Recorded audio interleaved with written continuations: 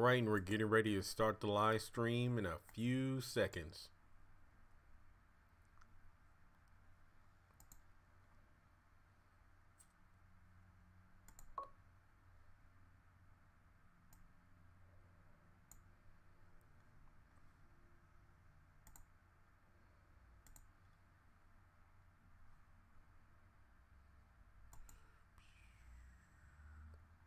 Hello? Hey, can you hear me? Hey, Jeremy, how's it going? Hey, just rain, rain, and nothing but rain. Yeah, I know, hail here. Oh, dang. Well, it's been thunderstorms and whatnot since last night, and it's supposed to be going on until Thursday. I know, that's the exact same. I live in Emory, Virginia, which is about 3 hours south of you, so. Oh, dang. All right, well, I guess the main thing is maybe it's a good thing we did wait to do this live stream because, well, the show returns in a week. And, well, One week from today. I guess you could say 1 week, 2 hours, and 16 minutes. If yes, 16 minutes if you want to be specific. But all I got to say is I'm nervous. I'm excited.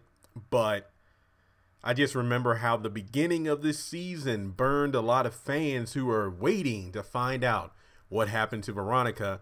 And now it's like, well, I don't want to get my hopes up, and that's a bad way to feel because the show's coming back like a month earlier than usual, and they keep on talking about how this is the most cannot miss a single episode season. That's a hard, you know what? That's a hard pill to swallow, too. It really is. I mean, there have been, I feel like the early seasons, definitely, like you didn't want to miss an episode because there was always something going on. It wasn't so much about the same maybe one or two characters regurgitating the same dialogue every episode. There were enough concrete storylines going on that there may be 2 to 4 different things per episode, which is great. But now it's just like they just drag stuff on so long. And to be honest, most of the storylines in the show now, I don't even feel are worth watching. Right? I know it. There's like so much repeated dialogue from certain characters. You could miss a certain episode, and you could go and talk to somebody about the episode. Or just go on Twitter for that matter, or, like on Facebook and whatnot, they'll just comment and let me know what happened, because sometimes there might be 1 or 2 bullet points of important information, if that. And, everybody on the chat, Tammy, John, Percy, you don't know my name, and everybody else, thanks for tuning in.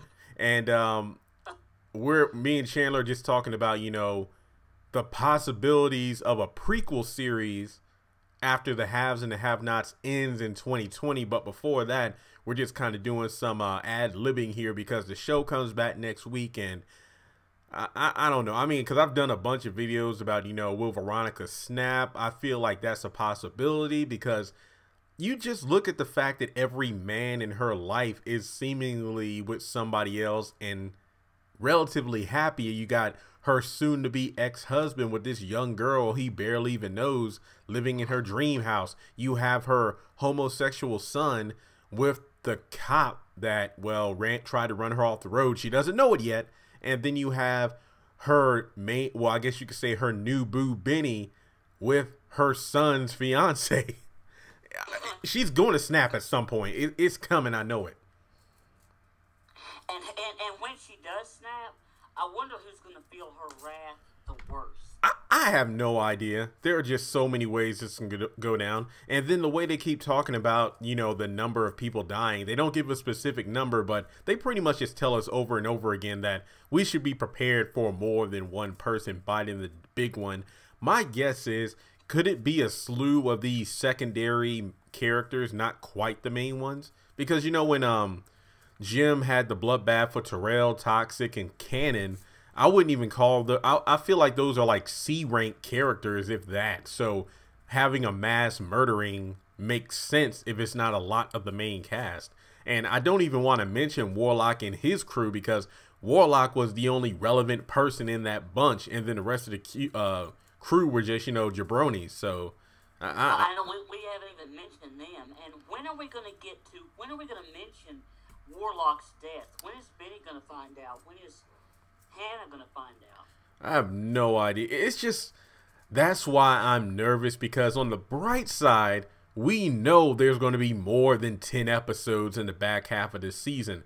On the negative side, I just want to know how much is going to be covered during that time. Like, I don't need like every single spoiler from every single episode, but I hope that this, okay, here's my thing. This episode coming on next week, I just don't want to get my hopes up, because number one, episode 10 was not the true mid-season finale. So really, we shouldn't treat next week's episode, what was it, Veronica's house, or something like that? Veronica's house. There we go. We shouldn't treat that as this is the second part of the season. I don't want to look at it that way. I'm going to call it part 2 of the first half of this season. This is part 2 of the first half. Yeah, I have a feeling that the cast members, how they went online to verify that, hey, this wasn't the mid-season finale we filmed. So hopefully maybe around episode 12 to 14, whichever episode is the true mid-season finale, they will let us know. Matter of fact, I ought to tweet somebody and ask them, because I feel like this episode coming up isn't going to be like this grand all be all, hey, we're back from the hiatus episode, mainly because I don't think the show will be coming back so quickly if it wasn't a mid-season finale. Just because they gave us 10 episodes, it's like, well, there's no need of making everybody wait like 2.5 months after only 10 episodes. Let's bring it back a month early and some change. So hopefully. You remember when we were looking on IMDb? Yeah, I was looking at it 2 days ago. And we were on the episodes, and episode 23 was called like The Road to Hell or something like that. Mm-hmm. I have a feeling that that's going to be the season finale. So I have a feeling we'll have like I'm hoping that we'll have like 13 episodes. You know what? My biggest hope, which I doubt is going to happen, but my biggest hope is that the first 10 episodes we got were just lousy to be lousy.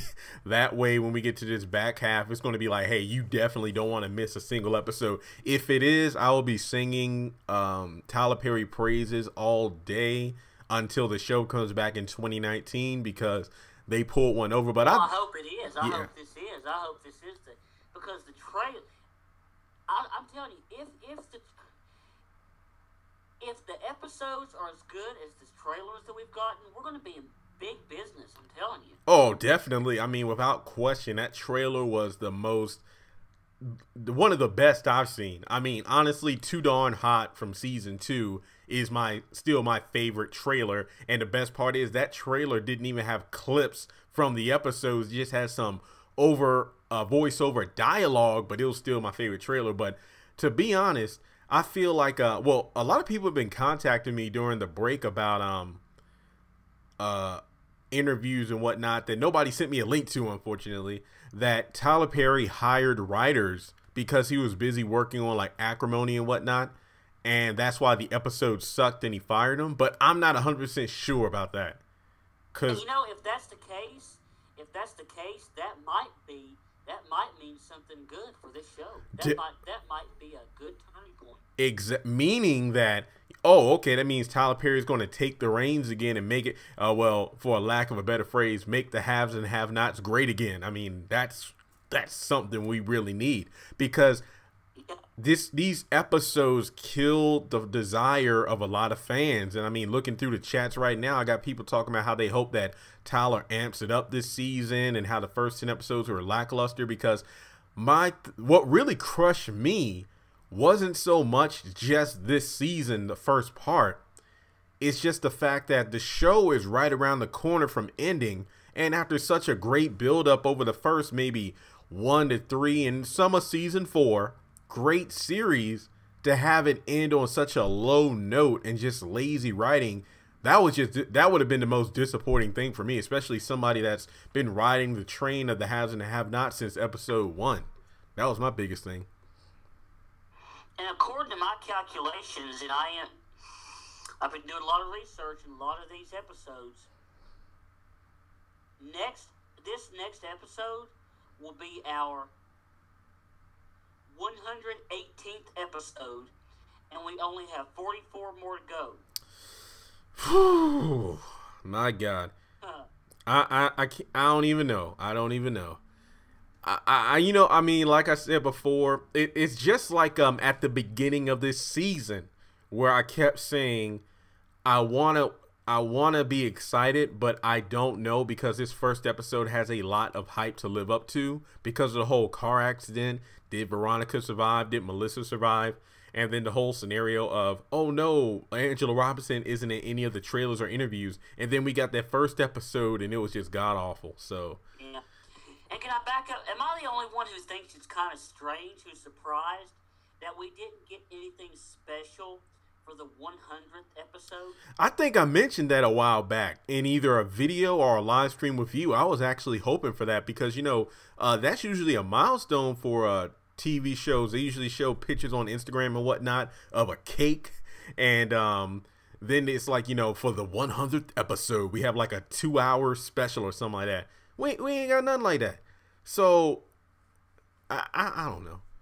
I was hoping for that. I was hoping. And the third, we talked about the third quarter episode, which is like episode 15. Yep. Well, 45 divided by 3 is 15, and we have, so that would be a quarter, 15, 30, 45.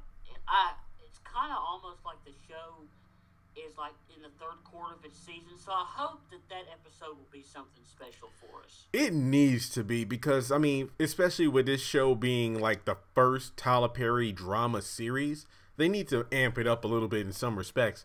And since the show comes back on May 1st, I was hoping that maybe in an article like ABC Soaps or something like that, they would have some kind of interview or whatever from one of the haves and have not cast members, but I haven't seen or heard of anything yet. I mean, nobody has reached out to me. I might go to like Kroger or something later this week to, skim through some of the magazines, but I was hoping. Looked through magazines and on the internet. I haven't seen anything.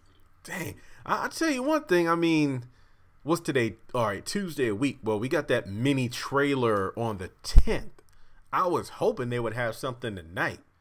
I feel like they need to have they might have something tonight. Yeah. I want to say have a marathon. Yeah, I was about to say, somebody in the chat said old episodes are airing, but if they really want to hype up the fans to make up for the lackluster first half, they need to have some kind of like, marathon or something along those lines between like this Tuesday and next Tuesday, or at least from like Sunday to Tuesday to get us amped up, because to be honest, I haven't seen a lot of advertisements yet, aside from the mini trailer on the 10th. That was pretty much it, but it's not even 6 o'clock yet, so maybe they got something tonight.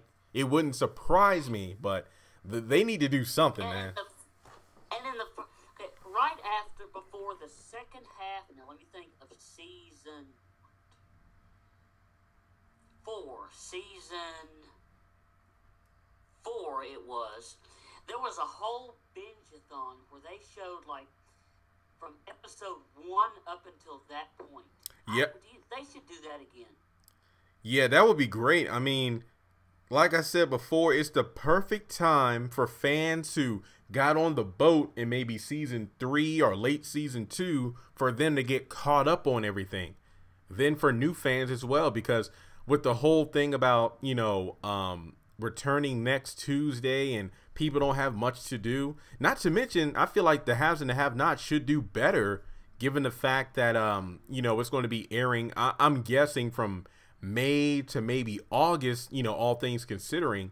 So people will be off during the summer. That might be a perfect time to get more ratings. I'm just speculating there, especially with other popular TV shows on Tuesday nights soon to be off the air, like Black Lightning had its season 1 finale last week, and that was definitely a contender with the haves and the have-nots. I know The Flash has a handful of episodes left, and that goes from 8 to 9 o'clock. So the haves and the have-nots is from 9 to 10. So I really do hope that, you know, this season does bring in the ratings, which is an even bigger reason why these episodes need to live up to the hype.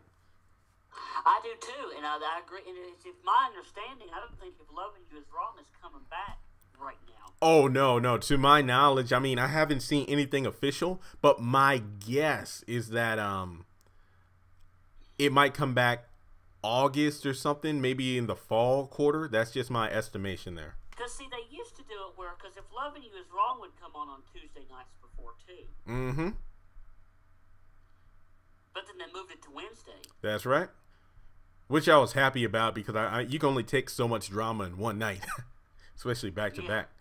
But I really think that let's see, because I've been keeping up with these people on Instagram, and you know, I do know Antoinette said in her live stream on Instagram that they have the next full season already filmed. So here is just, so I'm taking, you know, consideration that might be the entirety of 2019. Like, they've already filmed that season. So I can imagine that maybe towards the end of this year or sometime in 2019, they'll go ahead and, you know, film that final 2020 season. I am definitely, it probably won't have any but 10 episodes. Yep. And I'm thinking that, you know, I want to keep my eyes peeled on people like, you know, Jacqueline, basically like Amanda, or Celine, anybody that has killed or been killed off or disappeared. I'm going to pay attention to their social media like crazy, because if they post anything from Tyler Perry Studios, then we can definitely guess that, oh my God, did Catherine dream everything? Will there be flashbacks? Will there be an epilogue? I don't know, but I know that people will go crazy if, like, Jacqueline had a photo on set, or if Quincy did, or anybody for that matter. I feel like that would definitely get people hyped up. I know I would. So. Oh, me too. Yeah, that's crazy. But we're almost 20 minutes in. But you know what? In terms of, you know, I feel like for the prequel, we can sum this up. I guess we should both just talk about maybe 3 to 5 things that we definitely want in a prequel series. All right. Well, number one, I want to see Catherine's. I want Catherine's backstory. That's a good one. And I mean, I like how you said backstory, because that can encompass everything from her sisters to her parents.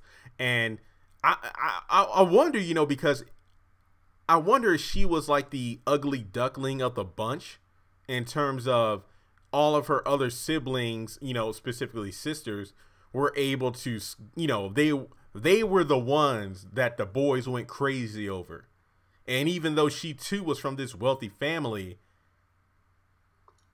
she was the one who never got the attention until, lo and behold, the football player Jim Cryer winked at her.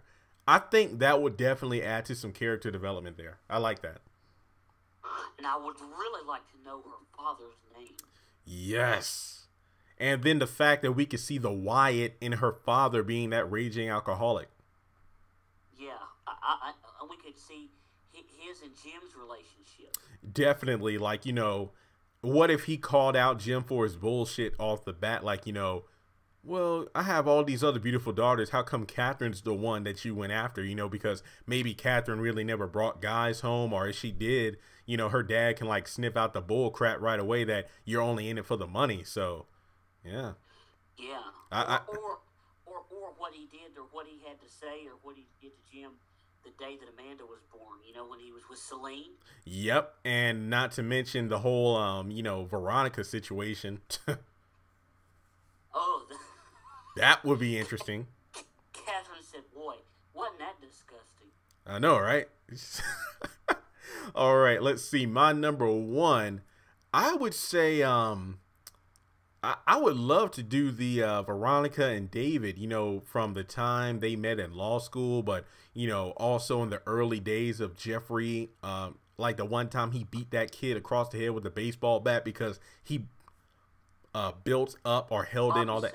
Bobby Safeman. Yep, all that anger and stuff like that. That I would love to see that. Just the early stages of Jeffrey, because I remember doing that video a long time ago, talking about, you know, how Jeffrey was raised, and I could definitely see David trying to be there for his son, but Veronica was taking the reins most of the time. And we could definitely see that in season 1, where Jeffrey and David really didn't have that many scenes together, because David was really, you know, working with the whole, okay, we got to cover up this Candace Young situation so we can run for the governor's mansion, while it was really Veronica answering Jeffrey's calls and telling him what to do. It wasn't until season 2 where David truly took a front seat in helping with his son. So yeah, I would definitely love to see, you know, the Veronica and David relationship, seeing Veronica as the person that David fell in love with, that loving, caring, and kind woman who was a bit controlling, but not to the extent that she is now. So I would definitely want to see that in a prequel. Yeah, I like that.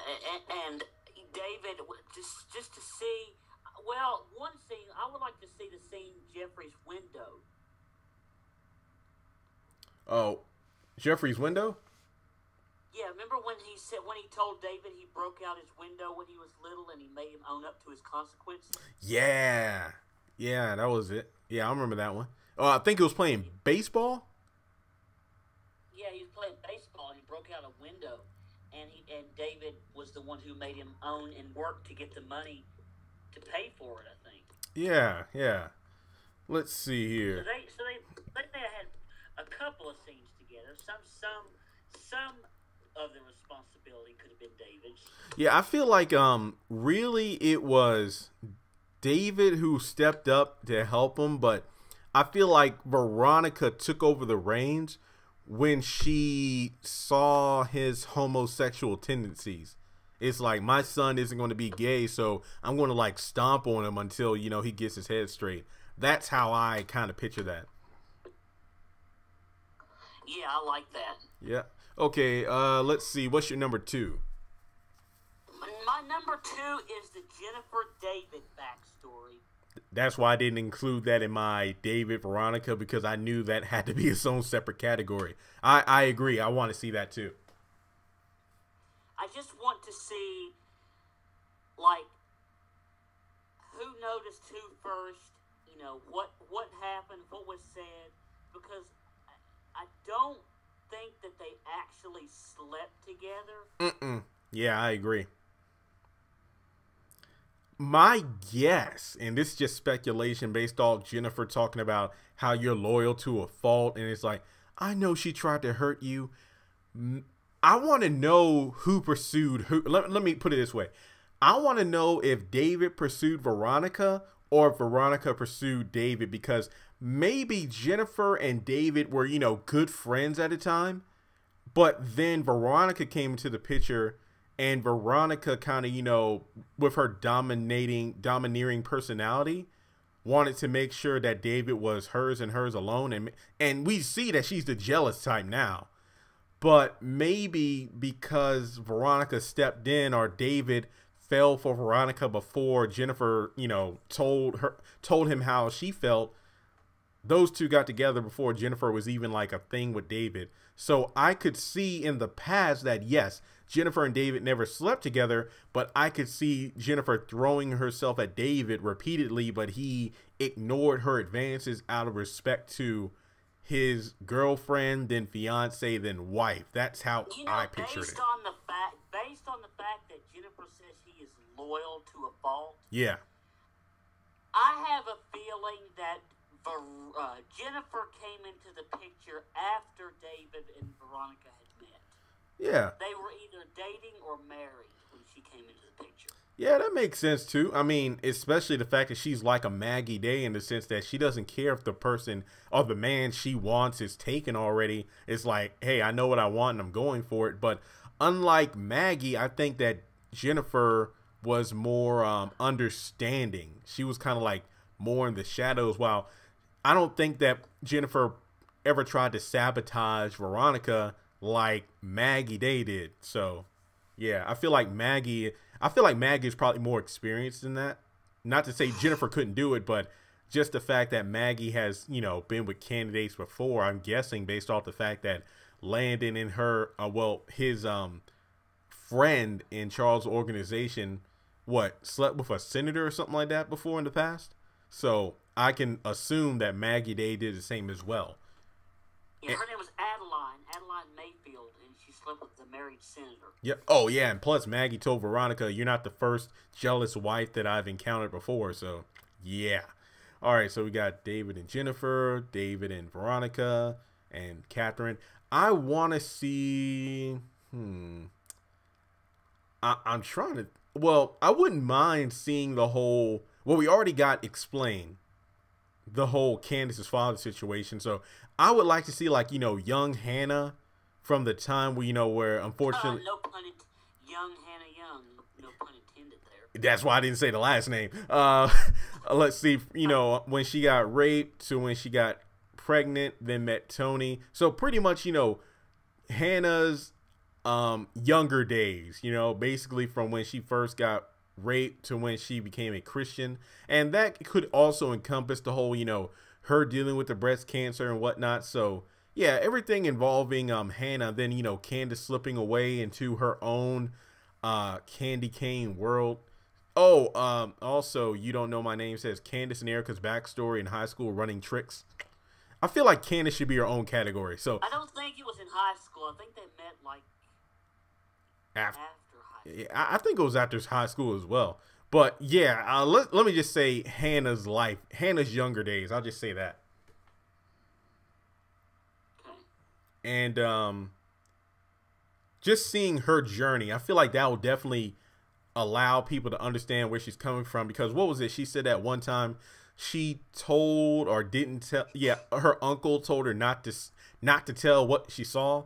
And with the TV. That's it, and that's how he ended up dead. That's why she was so hesitant to blow the whistle on Wyatt unless she was 100% sure. So yeah, all those things I would like to see.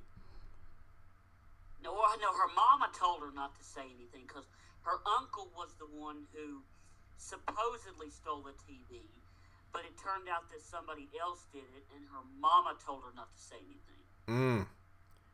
Dang, that was season 2 with Byron. Yeah. And another thing I'd like to see in regards to Hannah is her previous maid journeys. Maybe we don't have to have like full seasons devoted to this, but kind of like, just seeing her going from like one house to another. Like, when she finished up with one family, she would go to another one. Well, but she had a steady job for 20 years.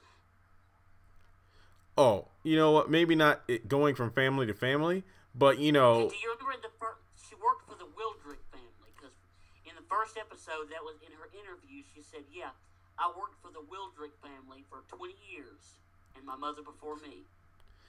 Okay. Well, since she didn't go family to family, I think maybe other maids or help along the way, like just seeing like how she met Celine. Yeah, that, and if I'm not mistaken, they've only been friends for what, 2 or 3 years? 4 years. 4 years. I think that maybe it'll be great to see Hannah compared to the other help in the the house, to see, did she stand out? Were the other members of the maid and like the lawn care and the pool boy, were they as loyal as she was? I would like to see that kind of stuff. Just to see what made Hannah stand out from the rest. Yeah. All right. What's your number 3? Yeah, your number 3. Yeah. I would like to see how Jim and Jennifer met before this whole Malone court case. I would like to see how their relationship, because we know that Jennifer has hated Jim ever since the Malone court case. Yeah. So I would like to see what their relationship was before that. Did they have a respectable relationship? Yeah, because I believe she said like that was her first big major case that if she won it, that would have put her name on the map. But then we also know that, well, Jim just let it slide because there was too much evidence, there that it looked too obvious. And because of that, he would always get that Christmas card about making women disappear. So that's why Jennifer hated him. So, yeah, I would love to see that because it would be great to see these relationships before they got tarnished, and just to see these people be so cordial and friendly with each other, but then to eventually see it all fall apart. Yeah, I would like to see that too. Yeah. And let's see here. My number 3 would probably have to be what I mentioned before as an extension of number 2. Candace Young, from, what was it, her cousin that was the transvestite? Steve was his name. That's it. I want to see that in terms of, just her slowly becoming the Candace Young today. And as I said before, I don't really have a list of actors and actresses to portray these people, but the girl, I do. That's a whole nother story. Yep. What's her name? Diamond White, the girl from the Boo movies. She should be Candace. Yes. Definitely. Yes. That's without a question. Like Gavin, aka Jeffrey, is like, you know what? You should be Babyface in any kind of biopic. Then she should be Candace Young. Yep, younger Candace Young. Yeah. Let's see here. That was number 3. What's your number 4?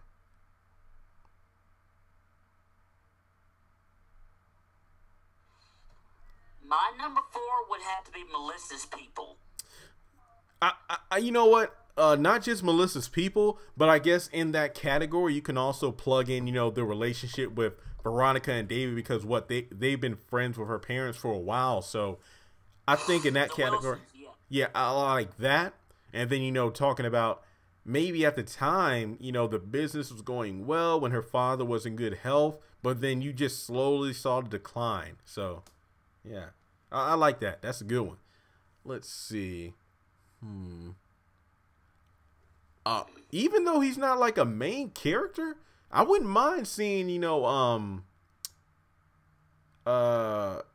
Landon back in his day, back from his experiences, basically when he was Jeffrey, so to speak, but then he finally came to, accept who he is. Yeah. Let's see. Yeah, I mean, honestly, I could just name off a bunch of characters I would like to see the backstories of, like Charles, him not being the clean-cut guy he is today. Warlock when he was younger, when Hannah kind of took him in as her own. And not to mention the whole Quincy and Candace when they met up to see the abuse in a relationship. So many things they can do. Oh, I know. Let's see. Going through the chats. Yep. You know what? I don't even have a number 5. I feel like I just exhausted my hopes, but I feel like maybe as these new episodes come out, I might pick up on things I definitely want to see. Because I can tell you how I'd like for the prequel series to end. Yeah. With the first scene that we got in the HAHN with Candace walking through the door of the hotel room. Yeah. Because I think I said that a while back as well too, because they can do that and it would just be perfect. Like, they can even get Tinka Sumter, just like maybe that one scene. Well, not that one scene, but to have, showing us the research she did, like when she's a prostitute and whatnot, or escort, she finds her next target. She meets Amanda for the first time in law school. Then I remember it was like episode 3 or 4. She talked about how, when the cameras are gone, like you were at a soup kitchen for like Christmas or Thanksgiving, and you gave that homeless person like a wad of money. When the cameras are gone, it's like, I have a lot to answer for, and maybe that'll ease my soul, by helping out people when nobody's there to see it. Just those little things, like her doing the research, the texts, the emails, those kind of things. Not to mention Jim's other escapades. So yeah, they can definitely bring back like Jacqueline and Tinka and John Snyder for those early scenes, like in the final, like maybe the final episode or the final 2 of that series. I would enjoy that. Like, I'd like to see Jim's bitch of a mother. You know what? Catherine might even be a good. Renee Lawless might even fit that role right there. That would be interesting. I mean, hey, makeup, they can take care of it. I would like that. Yeah, I mean, with her personality, I can see that as well. But I feel like, yeah, just reviving and answering. That's the beautiful thing about it, because even if the haves and the have-nots doesn't answer every question or plot line they brought up in that prequel series, they can kind of bridge the gap, so to speak. Because I feel like a lot of these storylines and whatnot that hasn't been resolved, in some ways, we don't even know how they got started to begin with. Exactly. So yeah, they can definitely flip things up for us. But yeah, that's all I got. I mean, for right now. But as I said before, I feel like as these new episodes come out, depending on the content, the quality, and how well the story is, that might actually add more fuel to the fire of, you know what, I definitely want to see more of this if they did a prequel series. But honestly, I really want to see what Tyler Perry's plans are for Viacom, like, you know, what kind of projects he has in the works, just to kind of see if there is maybe a quote-unquote new version of the haves and the have-nots, like another drama series in the works, because as of right now, haven't seen or heard anything quite yet. Or even a spin-off series. Yep, I mean, he did it with the, oh God, I don't even want to say it, the Pains, and we saw how that turned out, but So far, yeah. I'm wondering. I feel like the biggest Tyler Perry thing going on right now is the List, that movie that's being in. It's like a comedy movie, because there are just I haven't done a video on it yet, because there's always like there's always new news dropping about, you know, different actors and actresses on there. So I'm going to wait about another week or so. Maybe after the second episode in May, I'll do a video on it, but. I hope that they do something good with the haves and the have-nots in this second quarter. You know, speaking about scenes that got resolved, you know what would be another good video idea? Yeah. We should do it, and I've been thinking about this. We should do a video on like the top. You know, when the show finally does come out on DVD. Mm-hmm. We should do a video about the top 5 or top 10 deleted scenes that we might want to see. Man, that is a good. There are just so many on that list. God, so many things. That should be. We should do a video on that. That could be a whole nother video within itself. Heck, because there are so many things I want to tweet to like the stars of the show. I feel like a majority of them, aren't really Twitter savvy until the show comes back on the air. So I'm thinking like maybe next Tuesday, that's when they're definitely going to be on there. Well, it's kind of ironic because the secondary characters like Melissa, Oscar, Mitch, they're good at tweeting and whatnot. When it comes to like Veronica and Catherine and, you know, everybody in between, they really are Twitter active when the show returns. So maybe probably because they don't want to give too much away. They feel like they might give too much away. That, and I was about to say that a lot of them are, you know, in the process of working on new shows and movies as well. I would really want to kind of gauge them to see, you know, are there any deleted scenes or anything that, you know, you filmed but you were disappointed that it got cut, because there's so many things I would like to see. And that's why they should still do that Tyler Perry show where they talk with the cast members after the episodes, because in some of them they explain, like, you know, Celine hit Hannah harder with than she was expecting in that season 2 cat fight, and then they just go into these details about certain things. So, and like, you know, ad-libbing. But I really do need to come up with a list for that, because there are a lot of things I want to see that we've never seen. Yeah, I've actually got a whole list already planned out. Man. All right. Well, before we close up shop, any last minute thoughts? Yeah, May 1st is gonna be here before we know it. Yep. I mean, less than a week. Well, technically less than a week, but for the show, yeah, a week. But I feel like I'm going to be busy the rest of this week with stuff I got going on. So this weekend is going to be a take a breather moment, because I know as soon as the show comes back on, it's back on the grind.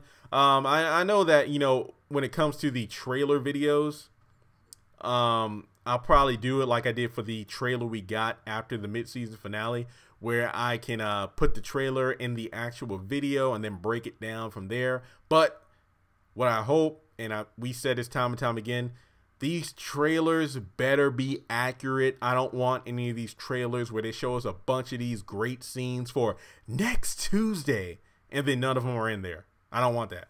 Yeah, it's like 6 episodes later. Yeah, look, the first 10 episodes, they really messed up.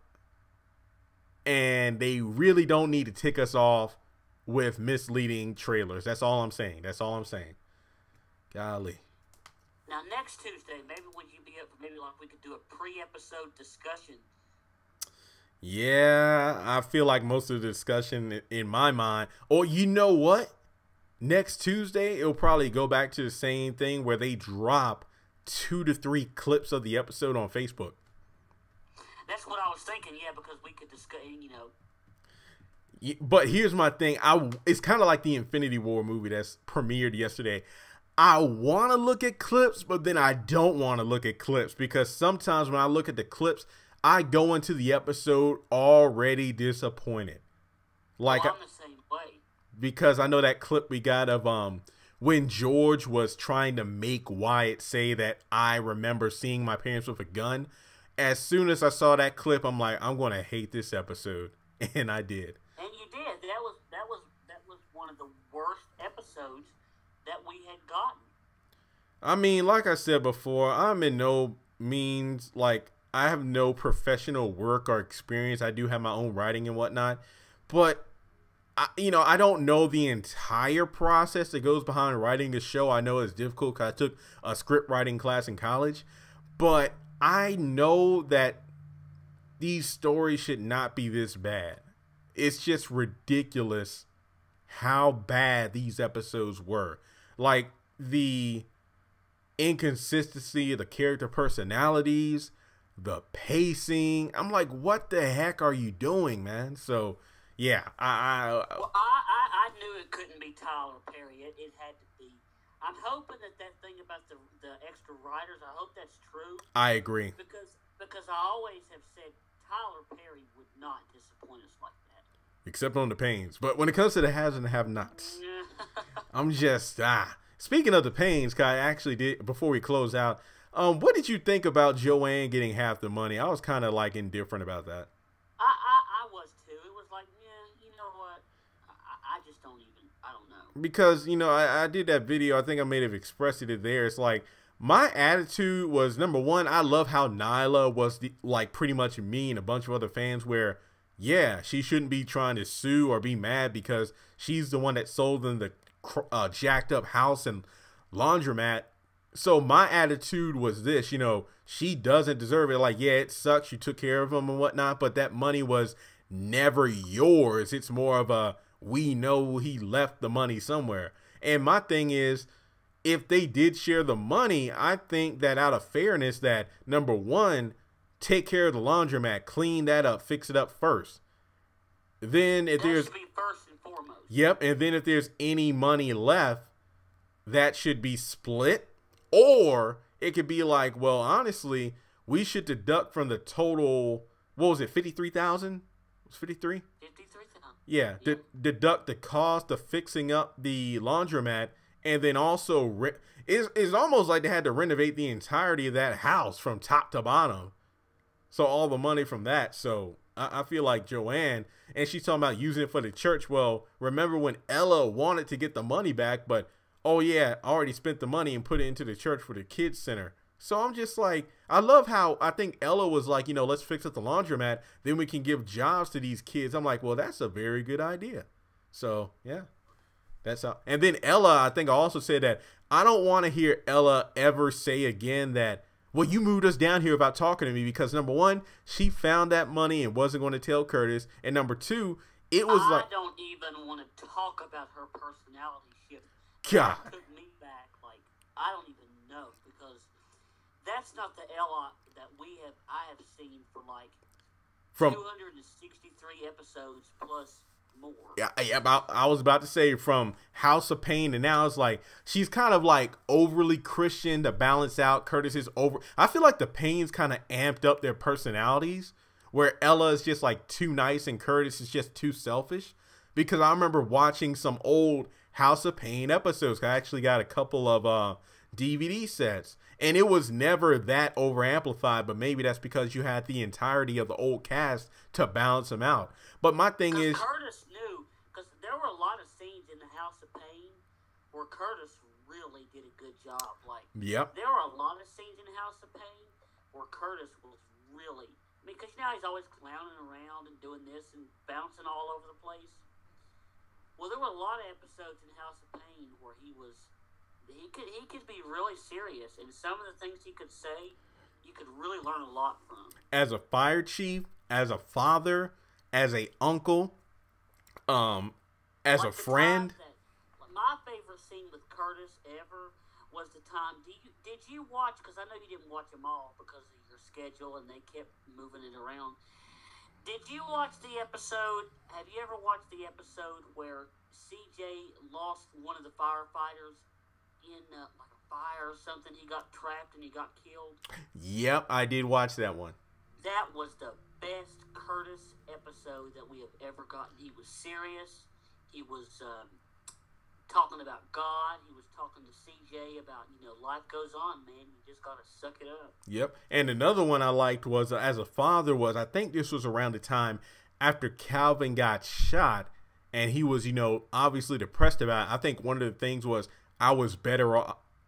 It would have been better if I had died or something along those lines. And I remember that Curtis came up to him by himself. He's like, don't you ever say anything like that again. That's very selfish. Like, do you know what that would have done to your wife, to your mother, and to me? I was like, man, because, one thing that the House of Pain did well, they never overexhausted the laugh track. They never exhausted it. Didn't. I mean, like I said before, Meet the Browns, watching those episodes, the laugh tracks fit the scene. And the thing about Meet the Browns is it could have been like slapstick, nonstop, 5 to 7 minutes of like 2 or more characters going back and forth at each other with zingers and whatnot. And it was legitimately funny because the chemistry was there. With the Pains, it's all forced where the jokes are just corny. It's like you might get one good joke, but then you'll kill it with like 3 to 4 minutes of over-exaggerated facial expressions and whatnot. And oh yeah, man, like I can think of episodes on the Pains where there was no laugh track at all. I think. Yep, and it worked. It's like Do you remember the 3-part, the trilogy episodes where CJ got trapped in the burning building? Yeah, we talked about that before. And I remember that was definitely one of Curtis's best moments, and I think that was also like a flashback as well, where CJ's thinking about, from obviously when he moved in with Uncle Curtis to the present, all the struggles as a father and is losing his wife to drugs and having to be, a single father and whatnot. So many things. Because Curtis is like this character that is just so animated and like didn't know how to take anything seriously. Was just bouncing around all over the place. Can go from that to, putting it all out on the table and just being. I loved those episodes. I loved those performances from him. Yep, because it was all about balancing the comedy with seriousness, life lessons, family, friendship, and you can tell. I mean, we've already said it a bunch of times, but there was heart in the show. The Pains has heart, but it's being clogged up with fat and its arteries are being clogged by these stale jokes and these lame storylines. And like I said before, when we got the few episodes about Nyla coming to grips with Kendrick, not being a monster and her getting closer to her kids and feeling more welcome in the Pains household, those were some great episodes. But as soon as Ella found that as soon as Kendrick, no, I know the name, Terrence. As soon as he found the bag of money, and then we saw Ella, I was like, nope, because like I said 5 minutes ago, I do not want to hear Ella ever bring up, oh, Curtis, well, you moved us down here without talking to me because you found that money. You weren't going to tell Curtis. And then you moved it further by, you know what? I think we should split the money with Joanne. I'm like, that's a big decision. And not to mention letting Nyla and her kids move in. I mean, that's like 3 big things. And I'm just like, that's why another reason I don't feel bad for Joanne not getting the money because, even though Nyla is still working at the church trying to get on her feet to eventually leave, well, you got Curtis and Ella having to support 3 other people in their house, so they need the money more than anything else. And to be honest, throw that back in her face too, I would imagine. Yeah, and to be honest, I was surprised that was never brought up in the whole standoff about, you know, how I should get half of the money. And then it's just like Joanne talking about how it made $8,000 in a month one time. And then she's trying to flip her words. I'm just like, it's just ridiculous to think about. I don't even want to talk about it anymore until maybe next week. Well, this Friday's episode. Like, but you know, my favorite scene with Curtis is the scene where he confronted Kendrick. I mean, it did have a little bit of laughter in it, but he was serious. Yeah, it's like, you look like you want to put me in my place. It's just little scenes like that. But the bad part is those scenes are few and far in between. That's the only bad part.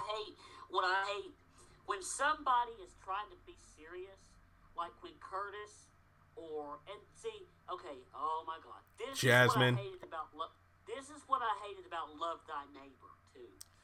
People would be having a serious scene, like a serious conversation, I'll give you an example. Curtis and Floyd, or Curtis or anybody. Let's just say that in an upcoming episode, that Curtis and Kendrick are having like a heart-to-heart conversation. I could see Ryan ruin it. Yeah, that's exactly what I was getting ready to say. Like Curtis and Kendrick, I hate it when these characters are having like a heart-to-heart conversation, very serious, very heartfelt, very uplifting, you know, heart-wrenching life lesson conversations, and then you have these other characters over here just spouting off and just ruining it. It makes me so angry. Peeking from around the corner, or like, hey, I told you to go in the other room, and like every scene that the camera flips on there in the background and making a ridiculous face. Come on now, because we know in the upcoming episode, Curtis is going to try to hook up Terrence and Nyla, but then we find out that she's been seeing Kendrick in secret. So I know this is definitely going to be some quote unquote slapstick, and I don't know, because I wonder what triggered those two meeting up. You know, like, is Kendrick the drug to Nyla that, you know, crack is to Wyatt? So, right. I don't know. And that's what I didn't like about Love Thy Neighbor. Like Hattie would be, because you know Hattie could be serious too. Yeah. I hated it when Hattie would be having like a heartfelt conversation with Linda, like a learning experience. Like, okay, this is what you need to do. Like a life lesson. Being a mother. Yeah. Right. And Sam or Drew, that girl, would just come in and ruin it with saying something. Oh, it made me so mad. I just wanted to reach across there and just smack him. Yeah, that's why it was number 7 on my top, 8 Tyler Perry. It's like, I watched that. I watched all those videos, and yeah, I had to agree with you.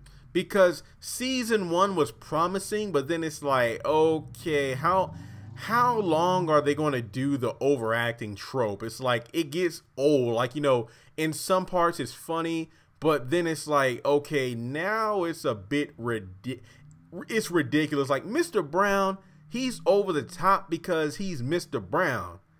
But when it comes to like Sam and Drew, like, Danny being like a, little kid and a little baby, that's like, that might work on Disney, but not here. No. Just no.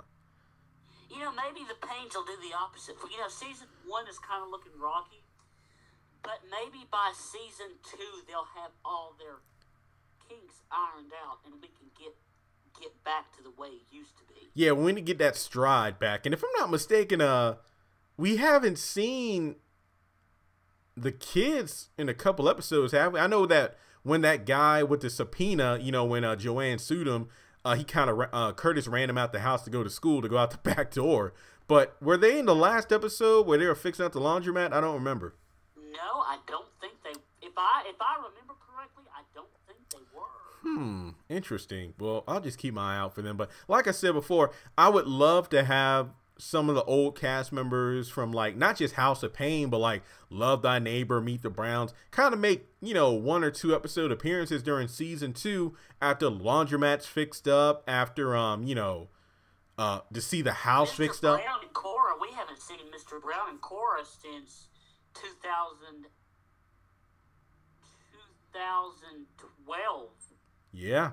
I mean, I know they got their own show and whatnot, but I would love to see them in like maybe one or two episodes of The Pains, because I feel like that I will. would even like to see Aunt Bam in in the, like, you know how they can cut the cameras and do all that. Yeah, that will be interesting. And I would Medea. like to see Aunt Ella interact with Aunt Bam. Yeah, and then have Medea in there for one episode, because you know how she made her appearances across House of Pain, like the Christmas episode, the wife swap, and of course episode 1. So the potential's there. Like I said, let season 1. She was even in Love Thy Neighbor too. Sure was. Let season 1 be about establishing the new cast, then bring back in the old ones, because that can definitely boost ratings. I think it would. Yeah. Especially having the new ones interact with the old ones. Yeah, I mean, that would definitely be an official like passing of the torch kind of thing. And before we end it, I do think that in some point we should definitely do a joint live stream where we kind of compare our top lists for the plays, movies, and TV shows. Like, I'll post my videos, you know, the individual ones first. Then we get on live stream and kind of compare and contrast, you know, how we would rank the shows. Oh, yeah, I like that idea. Cool. All right. Well, everybody, thanks so much for tuning in. Chandler, we talked about, you know, overall thoughts about the upcoming back half of the season, the prequel series, and just Tyler Perry in general. But hopefully and next... I'm just going to call it first half part 2. I'm not even going to call it back half. Yeah. And, hopefully next Tuesday, hopefully they'll drop a few clips, you know, the new episode. We'll get on here and do like a pre-episode talk. Hopefully like a discussion of what we think is going to happen. But be on the lookout, because the next project I'm working on, I have a big have and have not video about 2 characters that people love to hate together, but I want to do it anyway. And I'm also going to get Don't spoil it. Don't say anything. Don't say who it is. I ain't saying who it is. I was literally about to say. I was about to say my other video series about my time as a Liberty University student. That's going to be a fun one. I'm probably going to work on that tomorrow. But thanks so much for tuning in, everybody. Chandler, great talking to you again, and we're going to do this again next Tuesday. So take care. Next Tuesday. All right.